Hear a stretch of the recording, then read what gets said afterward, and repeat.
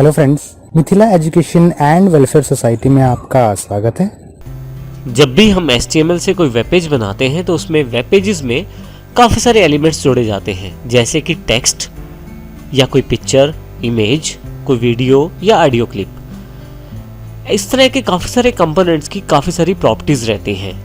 उदाहरण के लिए जैसे मेरे पास यहाँ एक इमेज है, इस इमेज की एक स्पेसिफिक हाइट है और एक स्पेसिफिक विड्थ है।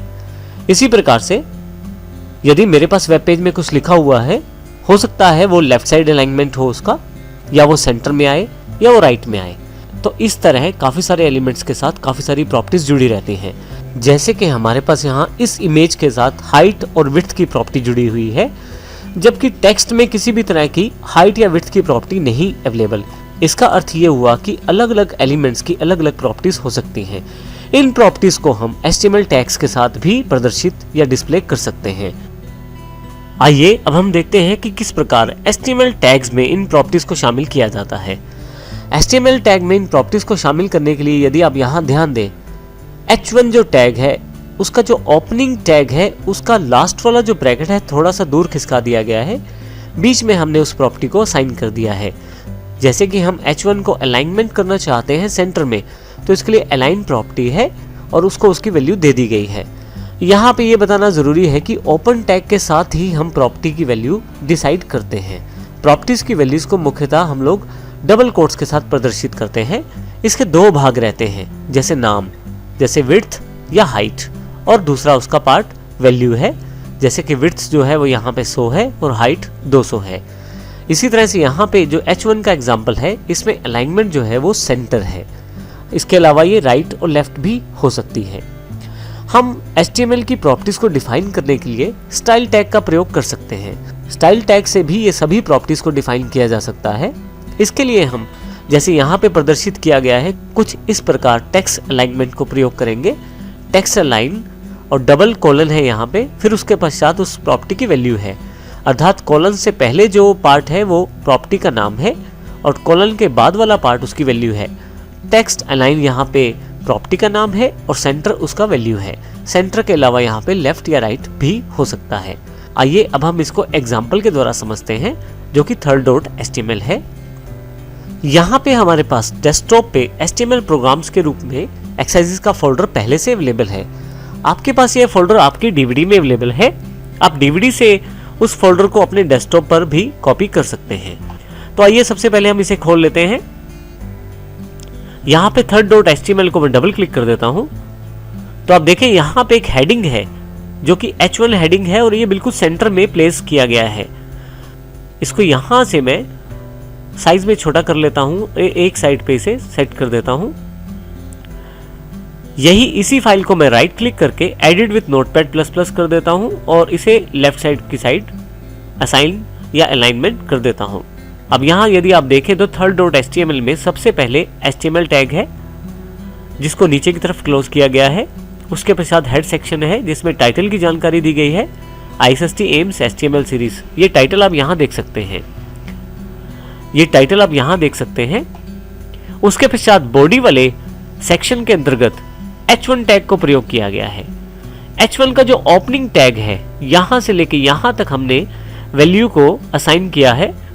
इसमें हमने H1 की अलाइनमेंट को सेट करने के लिए स्टाइल का प्रयोग किया है, जिसमें हमने डबल कोट्स के अंतर्गत टेक्स्ट अलाइन जो कि प्रॉपर्टी का नाम है और डबल कॉलन के पश्चात उसकी वैल्यू है जो कि सेंटर है।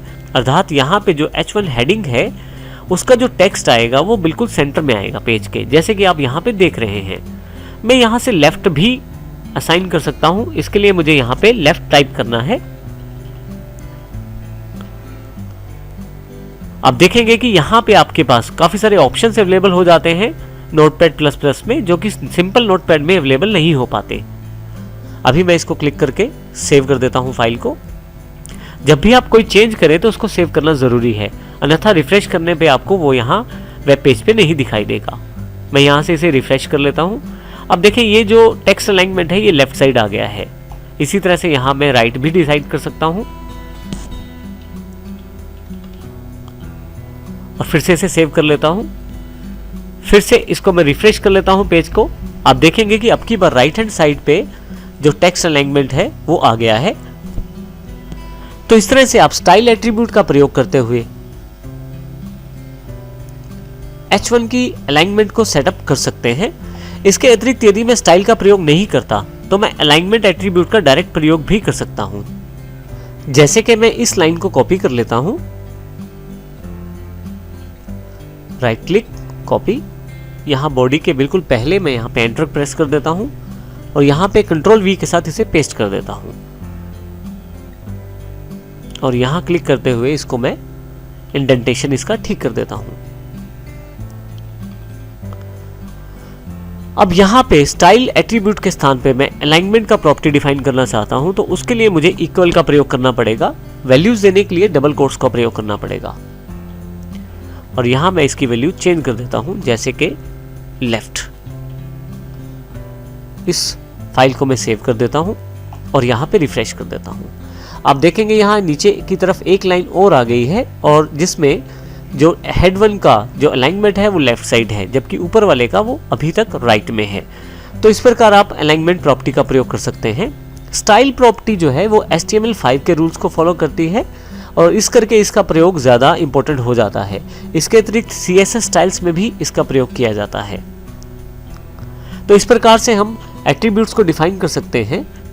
यहाँ ये जानना भी ज़रूरी है कि अलग अलग टैग्स के लिए अलग अलग एट्रीब्यूट्स हो सकते हैं।